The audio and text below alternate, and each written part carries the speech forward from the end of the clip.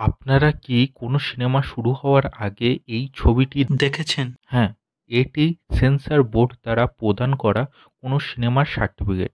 আর যদি এই সার্টিফিকেট না পাওয়া যায়, তাহলে সেই চলচ্চিত্রটি মুক্তি পাবে না। আর আমরা এটি অগ্রাহ্য করি। কিন্তু এর মধ্যে লেখা থাকে সেই চলচ্চিত্রের দৈর্ঘ্য, অর্থাৎ কত লম্বা হবে ফিল্মটি, কতগুলি রিল আছে, কত দিনে ছবিটি তৈরি হয়েছে, সেই সব বিষয়গুলি। আর এই সার্টিফিকেটে কিছু ইংলিশ অ্যালফাবেট বড় হরফে লেখা থাকে। সেটির দ্বারা সেন্সর বোর্ড বয়সভিত্তিক ও ব্যক্তিভিত্তিক সিনেমাটির দেখার নির্দেশ দেন। যেমন, যদি কোনো চলচ্চিত্রের গায়ে সার্টিফিকেটে লেখা থাকে, তাহলে তার অর্থ ছবিটি ছোট থেকে বড় সবাই দেখতে পারে।